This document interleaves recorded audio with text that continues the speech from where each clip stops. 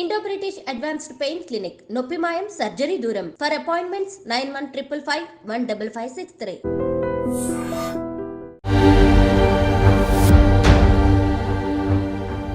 So ఈ ఎపిసోడ్స్లో మహిళా ఎంటర్ప్రెన్యూర్స్ని మీకు పరిచయం చేస్తాను. వాళ్ళ జీవితాల్లో వాళ్ళు ఫేస్ చేసిన స్ట్రగుల్స్ అండ్ ఛాలెంజెస్ నుంచి ఈరోజు ఇంత సక్సెస్ఫుల్గా ఎలా మారారు అని తెలుసుకునే ప్రయత్నం చేద్దాము. ప్రస్తుతం మనం ఓం శ్రీ పవన్ ప్యాకర్స్ ఈ కంపెనీకి సంబంధించి వీళ్ళు కారిగేటెడ్ బాక్సెస్, కారిగేటెడ్ రోల్స్ ఇవి తయారు చేస్తారనమాట. సింపుల్గా చెప్పాలి అని అంటే అట్టపెట్టెలు తయారు చేసే వ్యాపారం వీళ్ళది. ఈ కంపెనీకి ప్రొపరేటర్ వచ్చేసి కరుణ గారు. సో కరుణ గారితో మాట్లాడదాం. ఆవిడ లైఫ్లో జరిగిన అన్ని సిచ్యువేషన్స్ తెలుసుకోవడంతో పాటు మనకి కావాల్సిన మోటివేషన్ అండ్ ఇన్స్పిరేషన్ పొందే ప్రయత్నం చేద్దాం. Let's go. ఈ రోజు కరుణ గారు ఈ స్టేట్లో ఉన్నారు. We have come to talk to her అన్నది జనాలకి ఎందుకు వచ్చాము ఇంత అన్నది తెలియాలి. నేనున్న సిచ్యువేషన్లో the business was not running and తర్వాత ఏపీఎస్ఎఫ్సి వాళ్ళు మా యూనిట్ని సీజ్ చేశారు. సో నేను ఫస్ట్ ఒక 2-3 months అబ్జర్వ్ చేశాను. అసలు ఆ బిజినెస్ అంటే ఏంటి, ఇక్కడ మ్యాన్ పవర్ నేను ఎలా హ్యాండిల్ చేయాలి. మళ్ళీ రీఓపెన్ చేసినప్పుడు వాళ్ళు నాకు 6 months టైమే ఇచ్చారు. నా దగ్గర ఉన్నదే 25,000. ఆ 25,000కి 2.5 టన్నుల మెటీరియల్ వచ్చింది.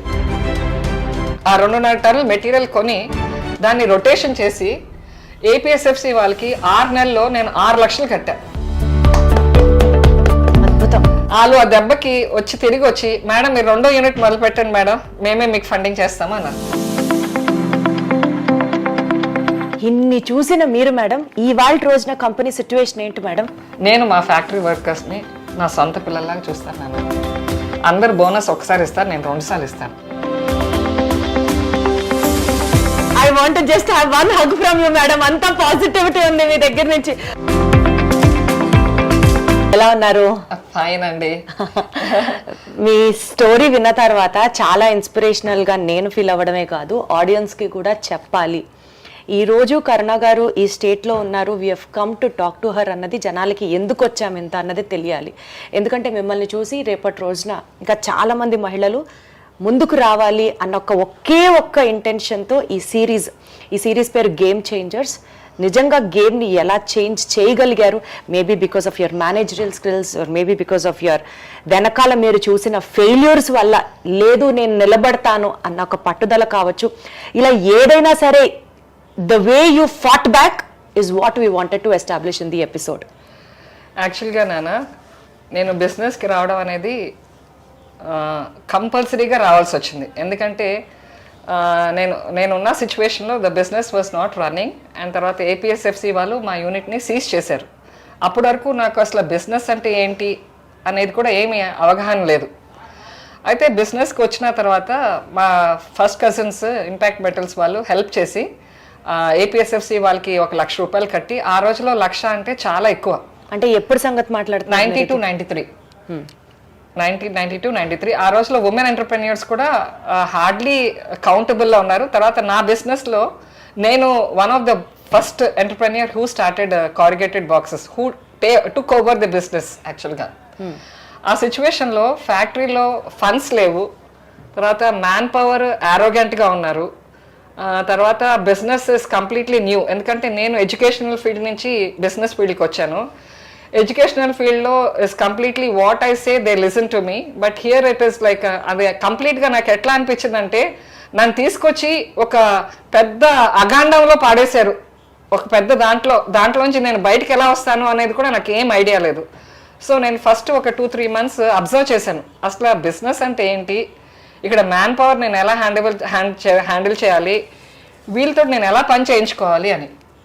అందరు కూడా ఇలాగే చేస్తామమ్మా, పని ఇలాగే ఉంటుంది అని అలా రూడ్గా మాట్లాడేవారు. అది నేను అసలు తీసుకోలేకపోయేదాన్ని. సో నేను అబ్జర్వ్ చేసి దీంట్లో ఎవరైతే నాతోటి రూడ్గా మాట్లాడుతున్నారో, ఎవరైతే కొంచెం లీడర్షిప్ చేసి జనాల్ని చెడగొడుతున్నారో వాళ్ళని ఐడెంటిఫై చేసి వాళ్ళు ఏ పని చేయడానికి ఇష్టపడరో వాళ్ళకి ఆ పనే చెప్పేదాన్ని. దాంతో మీరు చెప్పిన పని చేయం మేడం మేము అనేసి అన్నారు. నీకు ఇష్టం లేకపోతే వేరే చూసుకోమ్మా అని చెప్పాను సాఫ్ట్గానే. వాళ్ళు వెళ్ళిపోయిన తర్వాత స్ట్రీమ్ లైన్ చేసుకున్నాను బిజినెస్ని. ఎట్లాగా ఎంత షార్ట్ టైంలో, ఎందుకంటే నేను ఏపీఎస్ఎఫ్సి వాళ్ళు యూనిట్ క్లోజ్ చేసినప్పుడు మళ్ళీ రీఓపెన్ చేసినప్పుడు వాళ్ళు నాకు 6 months టైమే ఇచ్చారు టు ప్రూవ్ మై సెల్ఫ్. ఈ 6 monthsలో వాళ్ళు ఒక టార్గెట్ పెట్టారు నాకు, ఇంత అమౌంట్ నువ్వు క్లియర్ చేయాలి. ఎంత అమౌంట్ మేడం? ఆల్మోస్ట్ 3.5 lakhs ఎంతో నాన్న, I have to clear that amount. అప్పుడు వాళ్ళు 6 months తర్వాత మళ్ళీ క్లోజ్ చేయనని చెప్పి అన్నారు. సరే 3.5 lakhs అంటే నా దగ్గర ఉన్నదే 25,000. ఆ 25,000కి నేను 3.5 లక్షలు ఎలా కడతాను అనే దాని గురించి ఆలోచించలేదు. నేను ఇది చేస్తాను అని ఛాలెంజింగ్గా తీసుకుని నేను ఒకటే అనుకున్నాను, నాకు 25,000 తోటి నాకు 2.5 టన్నుల మెటీరియల్ వచ్చింది. ఆ 2.5 టన్నుల మెటీరియల్ కొని దాన్ని రొటేషన్ చేసి ఏపీఎస్ఎఫ్సి వాళ్ళకి 6 నెలల్లో నేను 6 లక్షలు కట్టా. అద్భుతం. వాళ్ళు ఆ దెబ్బకి తిరిగి వచ్చి మేడం మీరు 2వ యూనిట్ మొదలు పెట్టండి మేడం, మేమే మీకు ఫండింగ్ చేస్తాము అన్నారు. ఎవరైతే వచ్చి మొత్తం యూనిట్ ని సీజ్ చేశారో ఎదురు 6 నెలల్లో వచ్చి ఇంకొక యూనిట్ పెట్టుకోవడానికి కూడా పెట్టుబడిస్తాను అని అన్నారంటే వేరే లెవెల్ అంతే. కానీ మేడం ఈ కారిగేటెడ్ బాక్సెస్ అని ఇప్పుడు ఇంగ్లీష్ లో మనం చాలా మంచి లాంగ్వేజ్ యూజ్ చేసి చెప్తున్నాం, కానీ తెలుగులో మామూలుగా దాని లిటరల్ మీనింగ్ కనుక చూసుకుంటే అట్టపెట్టెల వ్యాపారం, అట్టపెట్టెల తయారీ బిజినెస్. ఇంకా చెప్పాలంటే అసలు ఆ బిజినెస్ ని ఎంచుకోవాలంటేనే చాలా టఫ్ అనిపిస్తుంది. అప్పట్లో మీరు ఒకళ్ళు ఇద్దరు ఉండేవాళ్ళు మహిళలు ఈ బిజినెస్ చేయడం అని అన్నారు. ఎలాంటి ఛాలెంజెస్ ఫేస్ చేశారు మేడం, అవి చెప్పండి. నాన్న యాక్చువల్గా నాన్న మొత్తం అంతా నా దగ్గర ఫ్యాక్టరీలో పనిచేసే వాళ్ళందరూ అబ్బాయిలే ఉండేవారు, అమ్మాయిలు మాత్రం ఖాళీ హెల్పర్స్గా ఉండేవారు. నేను ఇది చూసి నేను ఒక ఆడమ్మాయిని ఒక బిజినెస్ పెట్టుకోగలిగాను కదా, నడిపించుకోగలుగుతున్నాను కదా, ఎందుకు ఆడపిల్లలు కూడా ఆపరేటర్స్ కాకూడదు? ఎందుకంటే ఆడపిల్లలు ఏపీఎస్ఎఫ్సిలో ఒక మేనేజర్ గారు చెప్పారు, అమ్మ మేము ఆడపిల్లలకి బిజినెస్ లోన్ ఎందుకు ఇస్తాము అంటే వాళ్ళు ఒక పట్టుదల, తర్వాత ఒక భయము, తర్వాత ఇన్స్టాల్మెంట్ కట్టాలని ఆతృత, తర్వాత వ్యాపారం చేయాలని వాళ్ళకి ఆ ప్రోత్సాహం అంతా, వాళ్ళు అన్ని గుణాలు కూడా మాకు బాగా అనిపిస్తాయమ్మా. లైక్ వాళ్ళు ఏం చేయాలన్నా కూడా సక్సెస్ఫుల్గా చేస్తారు. అందుకోసమే నీకు మహిళా ఉద్యమ నిధి స్కీమ్లో నీకు 10 లక్షలు లోన్ ఇచ్చావమ్మా. నువ్వు ఇంట్లో కూర్చొని మీ అన్నయ్యతో బిజినెస్ చేయిస్తావని కాదు, నువ్వు నడిపిస్తావని. ఇప్పుడు నీకు ఛాలెంజ్ తీసుకున్నావు కదా, ఈ 6 నెలలు నువ్వు ఎలా ప్రూవ్ చేసుకుంటా చూపించమ్మా అని ఆయన అంటాం. నేను దాన్ని పాజిటివ్గా తీసుకోవడం. తర్వాత నాన్న వర్కర్స్ తోటి వచ్చిన ప్రాబ్లం కూడా నేను ఫేస్ చేశాను. ఒకరోజు నాకు అర్జెంట్ కన్సైన్మెంట్ వెళ్ళాలి ఇండియన్ ఇమ్యునాలజిస్ట్ కంపెనీకి. సూపర్వైజర్ అంటాడు, నాకు ఒంట్లో బాగలేదు, మా ఆవిడకి ఒంట్లో బాగలేదు, నేను హాస్పిటల్ అపాయింట్మెంట్ ముందే తీసుకున్నాను, రేపు రావట్లేదండి అని చెప్పేసి ఆల్ ఆఫ్ ఎ సడన్ వెళ్ళిపోతున్నాడు. నేను ఒకటే చెప్పాను, నాన్న ఫ్యాక్టరీలో ఎంతమంది ఉన్నారు? 3 ఉన్నారు మేడం, మిగతా వాళ్ళు ఉండగానే చెప్పాల్సింది కదా అంటే, సరే ఆ 3 అలాగే ఉంచాయ్యా, నేను ఇప్పుడే వస్తున్నాను. ఆ రోజు ఫ్యాక్టరీకి రాలేదు, ఎందుకంటే మా అమ్మకి ఒంట్లో బాగాలేదు, నా కొడుక్కి ఒంట్లో బాగాలేదు. అయినా కూడా వాళ్ళిద్దరిని కూడా తీసుకుని ఫ్యాక్టరీకి వచ్చి మా అమ్మకు ఒంట్లో పోకపోయినా కూడా ఆ పేస్టింగ్ మెషిన్ ఒకటి ఉంది, ఆ మెషిన్ దగ్గర లైనర్ వదలమన్నా. మా అబ్బాయిని నేను లైనర్ షీట్స్ వదులుతానమ్మా, నువ్వు పట్టుకో అన్నా. వాళ్ళకి ఒంట్లో పోకపోయినా కూడా, ఎందుకంటే I took it as a challenge, రేపు పొద్దున డిస్పాచ్ వెళ్ళాలి అని అబ్బాయి వెళ్ళిపోయాడు, ఆపరేటర్ వెళ్ళిపోయాడు. నేను ఆ మెషిన్ రన్ చేసేసి పొద్దున 8 వచ్చేసండి అమ్మా మీరు అని చెప్పి నేను మళ్ళీ మా అమ్మని మా అబ్బాయిని తీసుకుని ఇంటికి వెళ్ళి మర్నాటి రోజు పొద్దున 8 వెళ్ళి మొత్తం కంప్లీట్ చేసుకున్నానమ్మా వర్క్. ఆ ఉన్న వర్కర్స్ మిగతా వాళ్ళు కూడా వస్తారు కదా 9 కంప్లీట్. ఆ అబ్బాయి మళ్ళీ నాకు 10 o'clock ఫోన్ చేసి, మేడం నేను ఇప్పుడు రావట్లేదు మేడం, నాకు డాక్టర్ బ్లడ్ టెస్ట్లో చేయించుకోమన్నారు, నేను 12:30, 1కి వస్తాను అన్నారు. నాన్న ఇవాళ నువ్వు రెస్ట్ తీసుకోనానా, 12:30, 1కి ఏమొస్తావులే, నువ్వు రెస్ట్ తీసుకో, ఫ్యామిలీ ఈజ్ మోర్ ఇంపార్టెంట్ కదా, అది టేక్ కేర్ అన్నానా, నేను మేనేజ్ చేసుకుంటానన్నా. మేడం డిస్పాచ్ వెళ్ళాలన్నారు కదా అంటే, డిస్పాచ్ వెళ్ళిపోయిందన్నా అన్న. ఇంకా ఆ రోజు నుంచి ఆ సూపర్వైజర్ ఎప్పుడు తోక తిప్పలేదు నాన్న. ఈవిడికి తోక తిప్పితే నా పరువే పోతుంది, ఆవిడ మేనేజ్ చేసుకుని ఎలాగైనా నడిపించుకుని డిస్పాచ్ చేసుకుంటుంది. అంటే మీకు వర్క్ వచ్చు, మీరు నేర్చుకున్నారా మేడం? నేర్చుకోలేదు, దాని పరిస్థితి వల్ల నేను నేర్చేసుకున్నా. అంటే ఎవరైనా ఈ మెషిన్ రాదు, నడుపుతానికి రాదు అంటే, ఎందుకు రాదమ్మా, నేను లేని పర్సన్ కదా, నేను నడిపిస్తాను. నేను నడిపించుకోగలిగినప్పుడు మీరు ఎందుకు నడిపించలేరు? నేనే నడిపించగలుగుతున్నాను, నాకు ఏమీ తెలియదు దాన్ని. మీరు ఈ ఫ్యాక్టరీలో 2-3 సంవత్సరాల నుంచి చేస్తున్నారు, మీకెందుకు తెలియదు? ఆడపిల్లలు భయపడ్డారు ఆపరేటర్గా ఉండటానికి. నేను అన్నాను, మెషిన్లు నావి, పోతే డబ్బులు నావి కదా, మీరు మెషిన్లు ఎక్కండి, నేర్చుకోండి, నేను భరిస్తా ఆ ఖర్చులు అని చెప్పి వాళ్ళందరినీ మెషిన్లు ఎక్కించానమ్మా. ఎన్ని రోజులు హెల్పర్ జీతాలు తీసుకుంటారు? ఆపరేటర్ అవ్వాలని ఇంట్రెస్ట్ లేదా? అవ్వండి ఆపరేటర్స్. మగపిల్లలే చేయగలుగుతారా? ఆడపిల్లలు చేయలేరా? మీ కింద హెల్పర్స్ అబ్బాయిలు ఉండాలమ్మా, మీరు కాదు. లేడీ బాస్ అంటే లేడీ టైగ్రెస్ అని చెప్పాలి. కాదు మేడం, నేను అంటున్నానని కాదు, మీకు అన్ని పరిస్థితులు అట్లా అనుకూలిచ్చాయా? అందుకనే మీరు ఈజీగా నడవగలిగారా? కృష్ణుడు ఆయన కూడా రప్పించుకున్నాడు ఆయన దగ్గరికి. ఆయన భక్తి ఉంది నాలో, కానీ తెలీదు. అంటే నేను అలా అనట్లేదు మేడం, పర్మిషన్స్ పరంగా కానీ గవర్నమెంట్ ఆఫీసెస్ లో కానీ భగవంతుడి బ్లెస్సింగ్స్ మాత్రం 100% ఉన్నాయిరా నాకు.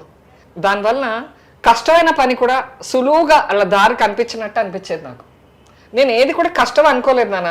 ఎందుకంటే బిజినెస్లో వ్యాపారంలో దిగిన తర్వాత కష్ట నష్టాల గురించి ఆలోచించలేదు. నేను ఏం చేయాలి, నేను నా గురించి నేను ఎలా ప్రూవ్ చేసుకోవాలి. I want to be the best entrepreneur and I want to take challenges and I want to prove myself that I can do anything. ఆడవాళ్ళకి ఇది చేయలేరు అని మాట అనిపించుకోవడం నాకు ఇష్టం లేదు. ఆడవాళ్ళంటే ఆదిశక్తులు, అదే నమ్మకం. ఒకసారి ఇలాగే గవర్నమెంట్ డిపార్ట్మెంట్కి వెళ్ళాను నాన్న. అది చిన్న పనే అని అనుకున్నాను, ఎందుకంటే నాకు లెటర్ వచ్చింది సెప్టెంబర్ నెలలో. ఆ లెటర్ వచ్చిన రెండో రోజే డిపార్ట్మెంట్కి వెళ్ళాను. వెళ్తే ఆయన లెటర్ పైన డేట్ మాత్రం March 30 రాస్తుంది, నాకు వచ్చిందేమో సెప్టెంబర్లో. ఆయన లెటర్ చూసి అన్నారు, ఏంటమ్మా ఇది లెటరు 6 నెలల తర్వాత తీసుకురావాల్సిన పరిస్థితి ఏంటి నీకు అన్నారు. లేదు సార్, నాకు లెటర్ మొన్ననే వచ్చింది, నేను ఇవాళ తీసుకొచ్చాను అన్నాను. అయితే ఫైలింగ్లో ఎప్పుడు కూడా ఒకటి కాన్సెప్ట్ ఏంటంటే, ఆ రోజుల్లో మెయిల్స్ గీల్స్ లేవు కదమ్మా, వాళ్ళు పోస్టల్లోనే వచ్చేది కదా. పోస్టల్ కవర్ కూడా పిన్ చేసుకున్నాను నేను. సో ఆ పోస్టల్ కవర్ పైన డేట్ చూపించాను. సార్ చూడండి, పోస్టల్ కవర్ నాకు ఎప్పుడు వచ్చిందో, సెప్టెంబర్ 28కి వచ్చింది సార్ నాకు. నేను కాబట్టి ఇప్పుడు మీకు సెప్టెంబర్ 30 తీసుకొచ్చాను అంటే, ఆయన సర్కాస్టిక్గా, అమ్మ గేదెని కొన్నావమ్మా, తాడు కొనలేదు, గేదె పారిపోయింది అన్నాడు. అంటే ఇన్వెస్ట్మెంట్స్ సబ్సిడీ నాకు రావాల్సింది రాదు అన్న మాట ఆయన అంతా ఆ విధంగా చెప్పారు. నాకు ఆయన అలా మాట్లాడటంతో కంట్లో నీళ్ళు గరగరా తిరిగినాయి. ఏంటి ఇలా మాట్లాడతారు, ఆడవాళ్ళు అసలు బిజినెస్ పెట్టిన వాళ్ళే చాలా అరుదు, వచ్చిన వాళ్ళని ఎంకరేజ్ చేయకుండా వీళ్ళు ఇలాగా గవర్నమెంట్ డిపార్ట్మెంట్ వాళ్ళు ఇలా మాట్లాడతావేంటి అని అనిపించింది. సరే, ఆయన తర్వాత ఇంకోటి ఏమన్నారంటే, ఆయన వెళ్తూ ఇదేదన్నా అవ్వాలంటే ఆ చంద్రబాబు నాయుడు గారే చేయాలమ్మా, నీకు మా చేతిలో అయితే ఏం లేదు అన్నారు. ఆయన సరదాగా అన్నారో సీరియస్గా అన్నారో నాకు తెలియదు. నేనైతే సీరియస్గానే తీసుకుని చంద్రబాబు నాయుడు గారి దగ్గరే నా ఫైల్ తీసుకుని వెళ్ళాను. 2 సార్లు రిప్రజెంట్ చేశాను. ఆయన 2 సార్లు రిప్రజెంట్ చేసి డిపార్ట్మెంట్ పంపించారు, కానీ డిపార్ట్మెంట్ వాళ్ళు రెస్పాండ్ ఇవ్వలేదు. నేను 3వ సారి మన ఎలిప్లో మెంబర్స్గా చేరాను. ఎందుకంటే ల్యాండ్ ఇస్తున్నారు, నేను ప్రైవేట్లో లీజ్లో ఉండేదానికంటే ఓన్ ప్రెమిసెస్కి వస్తే బాగుంటుంది కదా అని.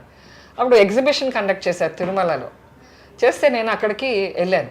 అక్కడ చంద్రబాబు నాయుడు గారికి కనిపిస్తే ఆయనతోటి అడిగాను, సార్ ఇది 3వ సారి రిప్రజెంట్ చేస్తున్నాను, ఎట్లాగంటారు అని.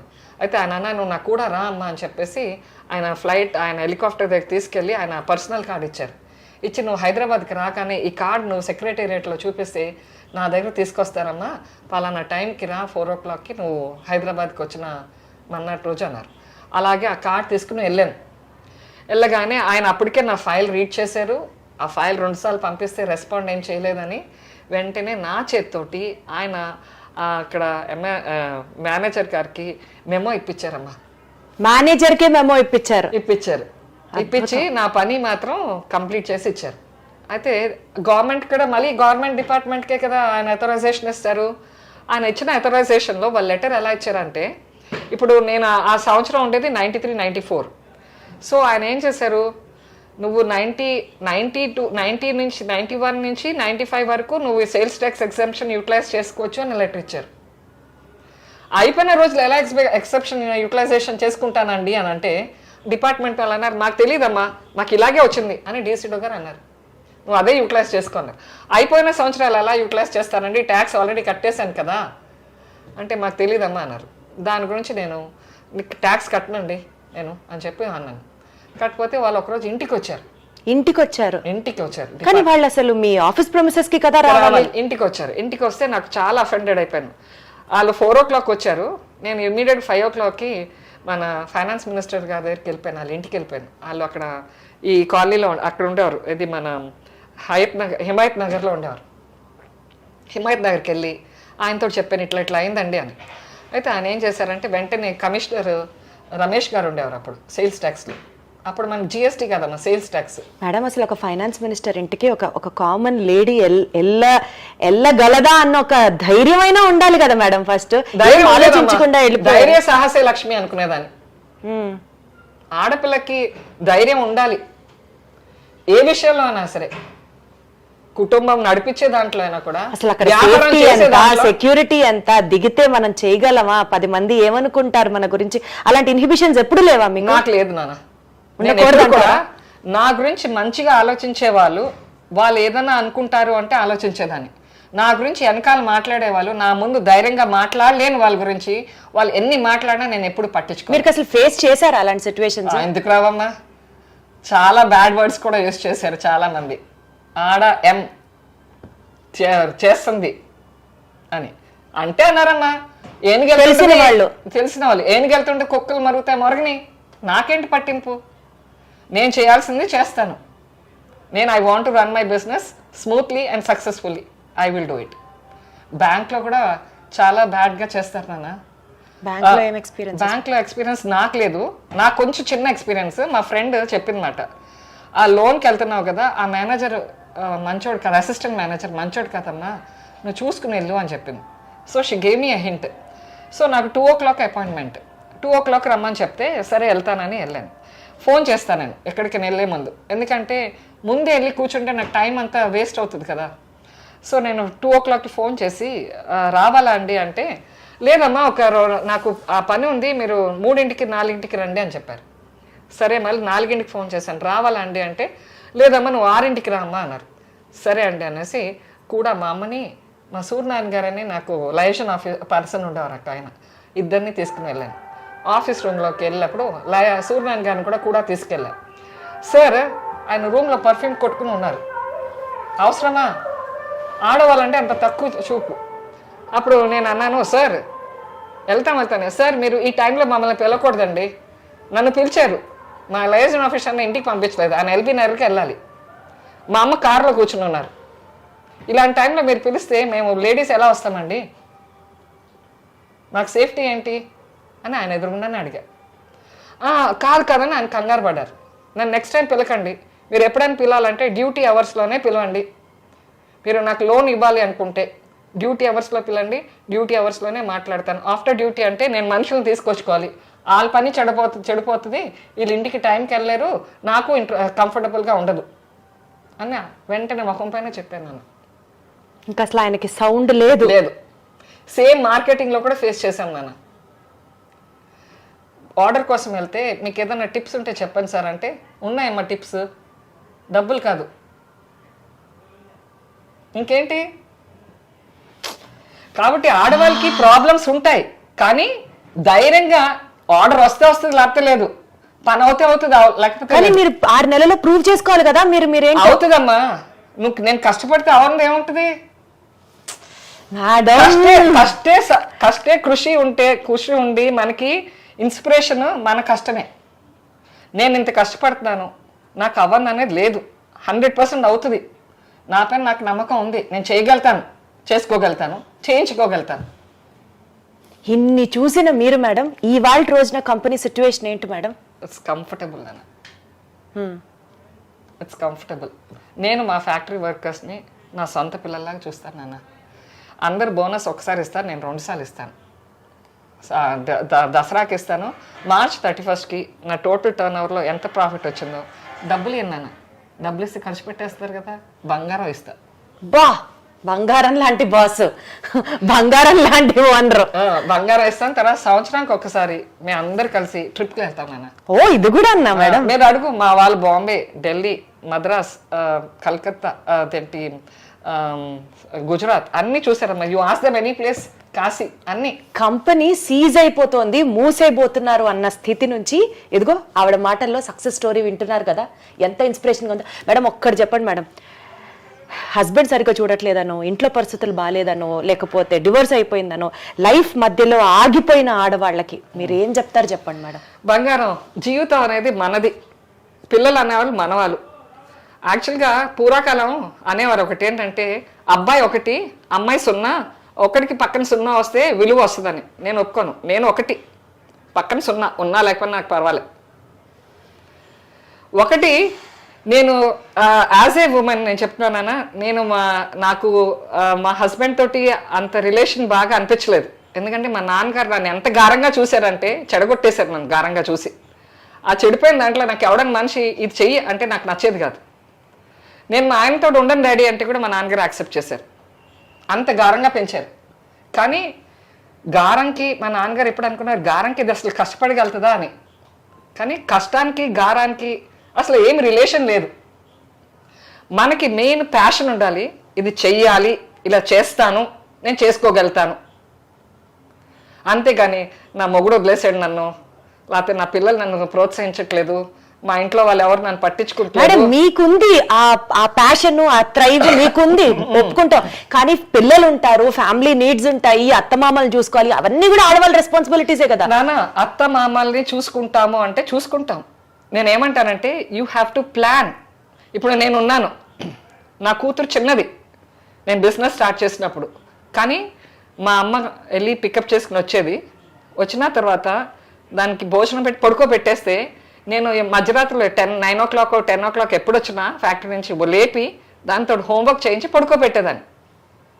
తర్వాత లైఫ్లో నేను బిజినెస్ ఇల్లు తప్ప వేరే ఏమీ ఆలోచించలేదు నాన్న. Till I got stabilised in my business. మా సొంత పిన్ని పిల్లలు కానీ, మా సొంత మేనమామల పిల్లలు కానీ, మేనత్త పిల్లలు కానీ, పెళ్ళిళ్ళు కానీ దేనికి వెళ్ళలే. I thought what is more important for me is my family and my business. My vision was only to take care of my family and my business. తర్వాత ఫ్యామిలీ కంటే ఎక్కువ ఇంపార్టెన్స్ బిజినెస్కి ఇచ్చాను నేను. తర్వాత సెలవులు వచ్చిన రోజు పిల్లల్ని కూడా తీసుకొచ్చేసేదాన్ని ఫ్యాక్టరీకి. అక్కడే కూర్చోబెట్టేదాన్ని, అక్కడే పడుకోబెట్టేదాన్ని. ఈ అన్ని కారణాలు అవే నాన్న. ఒకరిని ఇక్కడ ఒకళ్ళు అక్కడ పడుకోబెట్టేసేదాన్ని, ఒకళ్ళు అక్కడ. అందుకోసం భోజనం అక్కడ చిన్నగా వంటగది పెట్టేసుకున్నా, భోజనం వండేసి తినిపించేస్తాను సెలవుల్లో. ఇంకా ఉట్టప్పుడు రోజుల్లో స్కూల్కి వెళ్తారు, వస్తారు, వచ్చినాక 1 గంట 2 గంటలు మా అమ్మ మేనేజ్ చేసుకోగలుగుతారు. 7:38కి మీరు సండేస్ మాత్రం నేను ఎక్కడికి వెళ్ళేదాన్ని కదమ్మా, until unless it was very much emergency అయితేనే. అంటే మాకు ఫ్యాక్టరీ ఏంటంటే Sunday working day, Monday holiday. So నేను సండే ఇంట్లో ఉండి పిల్లలకి స్నానాలు శుభ్రంగా చేయించి వాళ్ళకి శుభ్రంగా ఫుడ్ పెట్టి తర్వాత మండే రోజు మార్కెటింగ్ చేసుకునేదాన్ని. తర్వాత మాది చిన్న కంపెనీ కాబట్టి నేను ఒక అకౌంట్స్ పర్సన్, ఒక మార్కెటింగ్ పర్సన్, తర్వాత ఒక లైజన్ పర్సన్, ఒక ఆఫీస్ అసిస్టెంట్, ఇలా ఎవరిని పెట్టుకోలేదు. నేనేమనుకున్నానంటే అన్నీ నేనే, all in one, until the business stabilised. మొత్తం మీరే చేశారు, మొత్తం మార్కెటింగ్ కానీ, నేర్చుకోవాలి, లైజన్ కానీ. ఎందుకంటే మనకి ఎప్పుడు కూడా డబ్బులు పొదుపుగా వాడుకుంటే మనకి ఎప్పుడు కూడా ఉపయోగం. ఎందుకంటే దాన్ని ఒక ఇన్స్టాల్మెంట్ కట్టుకోవచ్చు, లేదా దాంతో రా మెటీరియల్ కొనుక్కోవచ్చు. తర్వాత మనకి డబ్బులు వచ్చినాయంటే ఫస్ట్ బిజినెస్లో ఒక రొటేషన్ చేశారు. ఎందుకంటే ఇప్పుడు నీ 30,000 ఉన్నాయి, నీ 30,000 రొటేషన్ చేయకుండా దాన్ని ఎక్కడైనా కట్టేసావు అనుకో, అది 30,000 ఉంటుంది. అదే రొటేషన్ చేసావు అనుకో 45,000 అవుతుంది కదా, అంటే 15,000 సంపాదిస్తారు కదా. సో నాకు ఆ కాన్సెప్ట్ తోటే నేను బిజినెస్ ఎక్కువ నడిపించాను అన్న. సో ఈ తరం ఇప్పుడు బిజినెస్ లోకి రావాలనుకునే వాళ్ళకి మీ అడ్వైస్ తో ఇంటర్వ్యూని కంక్లూడ్ చేద్దాం మేడం. బిజినెస్ అనేదమ్మా నీకు ప్యాషన్ ఉండాలి, ప్యాషన్ ఉంటే ఇంట్రెస్ట్ ఉంటుంది, ఇంట్రెస్ట్ ఉంటే యూ విల్ వర్క్ హార్డ్. ఇప్పుడు నీకు ఇప్పుడు ఒకవేళ పిల్లలు ఉన్నారు, పుస్తకం స్కూల్ బుక్ తీసి చదవంటే నిద్ర వచ్చేసింది అంటారు. ఎందుకంటే వాళ్ళకి ఎక్కువ ఇంట్రెస్ట్ కనిపించదు దాంట్లో. ఇంట్రెస్ట్ ఉన్నవాడు పుస్తకం తీస్తే చదువుతూనే ఉంటాడు. అదే ఆ పుస్తకం ప్లేస్లో ఒక సినిమా టాపిక్స్ కానీ లేకపోతే స్టోరీస్ కానీ అది ఉంటే వాళ్ళు చదివితే నిద్ర రాదు, ఎందుకంటే ఇంట్రెస్ట్ ఉంటుంది అక్కడ. సో అలాగే మనకు కూడా ఒక వ్యాపారం స్టార్ట్ చేసేటప్పుడు దాంట్లో మనకి ఇంట్రెస్ట్ ఉంటేనే దిగాలి నాన్న. ఎవరి ప్రెషర్ తోటి ఎవరి ఫోర్స్ తోటి దిగారనుకో, దిగిన తర్వాత ఇంట్రెస్ట్ డెవలప్ చేసుకోవాలి. ఇంట్రెస్ట్ డెవలప్ చేసుకోకుండా బిజినెస్ చేయాలి అనుకుంటే మాత్రం చాలా కష్టం. ఎందుకంటే where there is a interest, where there is a will there is a వే.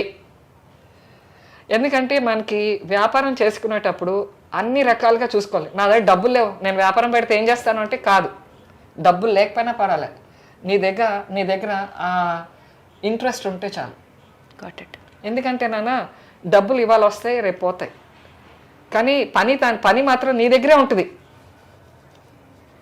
నీ దగ్గర ఉన్నది ఏంటి? పని, తర్వాత నీకు పైన నమ్మకం. యాక్చువల్గా ఒకటి చిన్న స్టోరీ. ఒక వ్యాపారస్తుడి దగ్గర అష్టలక్ష్మి ఉన్నాయి. ఒక్కొక్క లక్ష్మి వెళ్ళిపోతూ ఉందంట. వెళ్ళిపోతుంటే కూడా ఆయన ఏమీ బాధపడలే, వెళ్ళిపోతుంది వెళ్ళని అనేసి. ఆఖరికి ధైర్యలక్ష్మి వెళ్ళిపోతుందంట. ఆవిడ కాలు పట్టేసుకున్నాడంట. నువ్వు ఉన్నావున్న ధైర్యంతో ఆ లక్ష్ములన్నీ తిరిగి వస్తాయని కూర్చున్నాను, నువ్వు వెళ్ళిపోతానంటే ఎలా ఊరుకుంటాను అని. సో ధైర్య సాహసే లక్ష్మి. ధైర్యం ఉంటే మనం ఏదైనా చేయొచ్చమ్మా. ఆడపిల్లలు చేయలేనిది ఏదీ లేదు. ఇప్పుడు మనకి త్రిమూర్తులు ఉన్నారు కదా, విష్ణుమూర్తి, బ్రహ్మదేవుడు, శివుడు. సో బ్రహ్మదేవుడు చేసే పని ఏంటి? ఆయుష్, ఐ మీన్ జననాలు. దానికి కావాల్సింది ఏంటి? చిత్రగుప్త లెక్కలు కదా. ఎవరు చేస్తున్నారు అది? మనమే, ఆడవాళ్ళమే, సరస్వతి అమ్మ. తర్వాత శివుడు చేసేది ఏంటి? పవరు. దానికి కావాల్సిన శక్తి ఎక్కడిది? పార్వతీదేవి. మరి మన విష్ణుమూర్తి చేసేది ఏంటి? అడ్మినిస్ట్రేషన్. దానికి కావాల్సింది ఏంటి? లక్ష్మీదేవి.